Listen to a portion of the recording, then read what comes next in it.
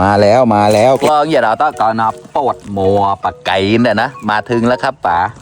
ผมล้อแปะหนูก็พิชบูรณ์เดือแปลงหนึ่งก่อนนะมังกรอนอย่าเราไปเปิดกันนะกลึงปอกกันมาจ่อนะมังกรอนดาดนะยี่แปลงนึงก่อนยี่โกลนมากล่าวต่อยเลยนะยี่ตอนมาเคล็กไม่ได้แต่ว่าแบกกับฟิตบกนี่นะโอ้ต่อเยอะได้มาแล้วครับป๋าหนักมากเนี่ยทำไมให้มาเยอะจังเพราะลูกแส่เราต้องเยอะประมาณเท่าไหร่15 กิโลจะเศร้ากิโลกลักเล่นเปิดกันมาจ่อแล้วต้องโอ้ยเกาอย่าแล้วกลักเล่นเปิดสายหนักมากครับโอเคแล้วจะโยนทำไม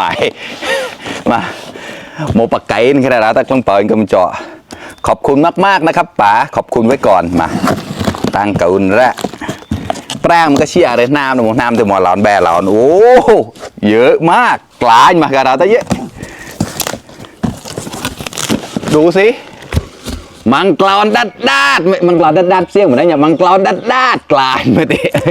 อันนี้คือไม่ใช่มะขามหวานนะครับมะขามหวานเพราะว่ามันเยอะไงขอบคุณครับโอ้ยมีแบบนี้ด้วยเนี่ยยี่ซอกเหรออันนี้แกะไว้แล้วนะครับโอ้ยดีมากเลยอันนี้กินได้เลยไม่ต้องแกะโอ้ย1กองแกละแบ่2กองแล้วมีอีกไหมโอ้ยมีอีกพวกกองเราตั้งยาก็ยีซอกแล้วต้าอ่อยนะยีซอกแล้วต้าอ่อยยีโกลนก็ชอบปลอดตั้งเก่าแบบแปะเส้นเลยก็ยีแป้งก็เชี่ยเลยน้ำนะเราตั้งส่งให้กินทุกปีเลยป๋าขอบคุณมากๆเลยแล้วก็เยอะด้วยเนี่ยดูสิ2กองแล้วนะมีอีกไหมอย่าบอกนะว่ามีอีกโอ้ยไม่มีแล้วโอ้ยขอบคุณมากๆเลยป๋าสวยมากเจ๊มาก็ดูสิฝักใหญ่มากเต้ามาก็เราตั้งนกมาก็นะมีแต่ฝักสวยๆขอบคุณมากๆเลยครับเดี๋ยวมาชิมกันนะเครื่องเจ็บก็มาจอดเราตะกละเดี๋ยวชิมอันนี้ก่อนเดี๋ยวค่อยชิมอันนี้นะเจ็บจังมีนักแหล่โอ้ดีมากยี่ต้อlà cái kẹtนะhọ đắc lao những cái tí này mà xăm bằng cào anh tao tụi rầy để chơi những cái đó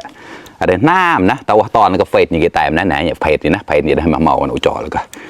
ตั้งเกินผมไม่ล้นแล้วเยอะกระดาษแล้วก็มาครับเพื่อนๆคำโตโตหมอกตุ๊ดเต้าเต้านุ่ม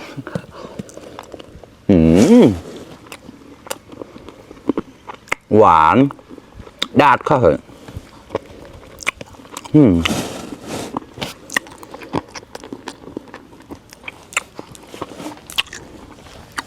หวานมากครับป๋า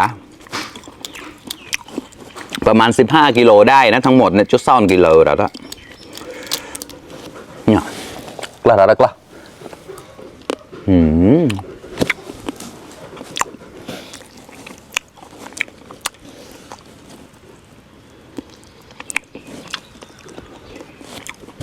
หวานกำลังดีนะปลาเกี่ยวหอมเราดิดัดโคตรให้เจ้านะโหดัดเกียกปุ๊บเสียมาค่ะ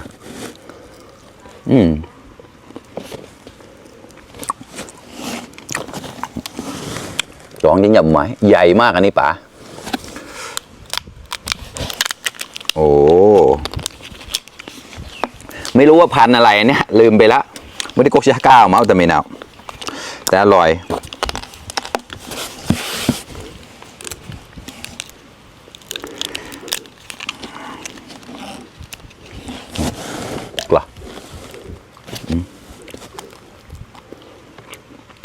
อร่อยอร่อยมาชิมอันนี้ดีกว่าเดี๋ยวเนี่ยมาโอ้ร้องเชียร์มอดเราได้ซ้ำกระซอกนังแล้วก็ขอบคุณมากๆเลยครับคุณยายอันนี้ขอบคุณมากนะครับยายแดงแกไว้ให้รู้เลยเนี่ยขอบคุณมากๆครับตั้งกรุณละอ้าวมา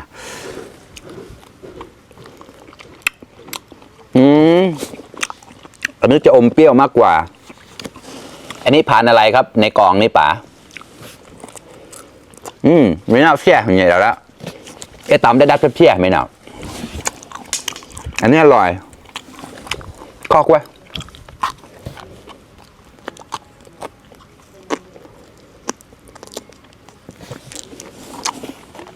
อร่อยมากๆขอบคุณมากๆนะครับป๋าขอให้สุขภาพแข็งแรงนะครับแล้วก็ปวดแขนอยู่ใช่ไหมขอให้แขนหายเร็วๆนะครับแล้วก็เฮงๆปังๆนะครับ ขอให้สุขภาพแข็งแรงสุดๆไปเลยครับขอบคุณมากๆนะครับป๋าตั้งกรุณระอ้าวป๋าเย่บ๊ายบาย